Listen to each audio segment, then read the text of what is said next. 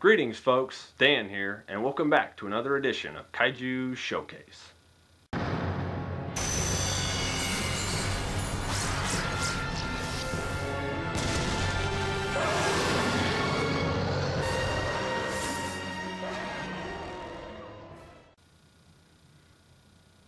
Today, we're going to be taking a look at a kaiju that, frankly, before this video and before I even bought the toy, I knew little to nothing about.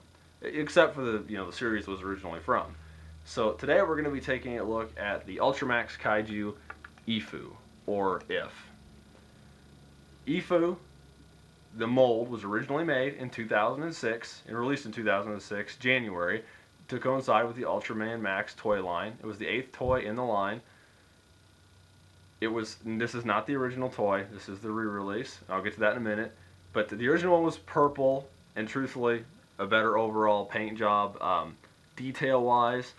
But this is the re-release, as I said. It was released last month, so practically 6 years after the original one was released. It's just a small variance of the toy. The mold's exactly the same. It's just there's a couple detailing things that didn't add on, like they didn't put a little gold here, and it's like most of these re-releases. The paint job's nowhere near as nice as the original toy. It's really been that way as of late, for some reason. There was another version of Ifu released by Hyper Hobby. It was in 2006 again, but it was February, so it was a month after the toy was originally released. It was in a pack with Saran Seijin, which is currently the only way to get Saran Seijin by Bandai until, I believe it's the next second quarter toys coming out. They're finally putting a Saran in the standard toy line, which is going to be nice. But it was molded in a translucent yellow, kind of glittery. But it's still a neat one. I haven't really seen one, but it was boxed for Hyper Hobby and so on and so forth. Something here we can, of course, talk about is, I'm going to try to bring this up close so you can see a little bit. There's the detail is actually really good. It's not going to show. There we go. The detail is actually really, really good on the toy. Nice long tail, a lot of spines. Sorry about the tag, ladies and gentlemen. A lot of protuberances and bladed edges, and it's just a really, really neat looking toy. Well detailed, a little skimpy on the paint. Some people like the original color on it, purple, and truthfully I don't remember how accurate that is to the show, even though I just watched it. I can't remember colors worth a dick, but I don't mind the brown. I think it contrasts great with the gold, even though he does kind of look like poop wearing armor, but that's fine. I mean, I really, I like the toy, but I mean, the purple would have been nice too, but like I said, the purple has a better paint job detail-wise, just the little stuff. This one's kind of a dumbed down version. Well, the paint's still good. It's just they forgot to paint certain parts, but it looks really good. Articulation is what you'd expect. Arms, the waist moves, the nice long tail moves up here at the top, and actually the head's got a little bit of movement to it. So what you'd expect if you're, into articulation and so on and so forth. But the big problem I think most people's going to have with this toy, if you've not bought one or not seen one in person, is this right here. I'm just going to go over it, and as most badass monsters have this issue, this is Hydra, and Hydra is exactly 6 inches, and this is why he's the yardstick. But yeah, he's a little bit on the short side. I don't care, but for folks that do, if you go to the top of the spines, yeah, he's about 6 inches, but most people are going to go by probably about the top of the head or this spike here. So he's, around 5.5, which I understand why Bandai did that. Toys that use a lot of, they have to use a certain amount of vinyl per toy. With that amount of detail and in spines and stuff, of course, it's going to be smaller. It's Grand King syndrome. I mean, the toy still looks great. If you don't care about scaling, just buy it. It's an amazing toy. I'd really say buy it anyway, because it's only the second time it's ever been released, and the first, you could practically not get the toy anyway after Max got done. But I'll explain why, another reason why you should buy the toy. But right now, I'm highly recommending it.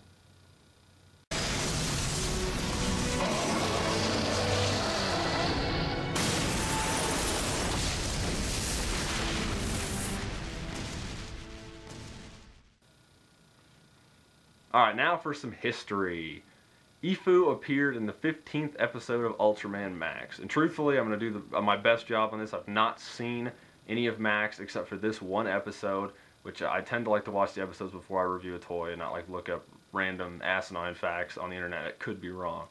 Um, the episode's got kind of a secondary plot thing about a girl that was losing her eyesight and had surgery, and then she ended up going blind, and she can't see, but she composes music, blah blah blah blah blah.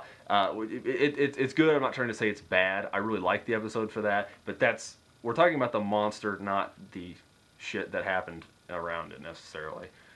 The cool thing about Ifu is he came down as a giant marshmallow, and the team and Max, I can't recall, were like, let's blow it up, fuck it. I mean, it had no pulse, life motor. So they went to attack it, and it ended up being a monster that anything you threw at it, it would repel the same force with what you shot or whatever you shot. So if you shoot missiles, it's going to shoot missiles back at you, blah, blah, blah. Kind of works like that. Ifu's first form, honestly, was the weirdest thing ever, and if they ever made a toy of it, I would totally buy it, because it's so, like, moronically crazy awesome. It's essentially like a huge ball of poop with spikes and, like, these legs for arms. It's so fucking weird, and it's awesome. But, they start doing that, and then Max, they're shooting everything, and it's shooting whatever right back at him. Like, we can't hurt it, we don't know what to do, and then Max comes in. He's like, I'll roll this bitch! And then, like, he's like, oh, fight, and then he's like, Specium, and or whatever his beam is, I don't remember, and blows him up, and then he comes back as this form, and then Ifu here actually uses his true Specium Ray, and he completely wipes the floor with Max, dude. Like, does not even stand a chance, and it's absolutely hilarious. Great episode. Just, the Ifu should have been a movie villain. You could have totally done a whole movie about this. He is such a fucking beast, man. Like, I'm surprised he just didn't bend over Max and take him to Browntown. It was horrible. I mean, he just completely whooped his ass. And Max doesn't even beat him. It's through the whole thing with the girl and her music playing ability. But, we're not going to spoil it. If you want, just find the episode and watch it. Ifu is now like one of my at least top 3 favorite Ultraman, or Ultra Kaiju at this point. Just because that one episode, he's just a fucking monster. But anyway, like literally a monster. But that's enough of the history. I don't want to dwell on that shit too long. So.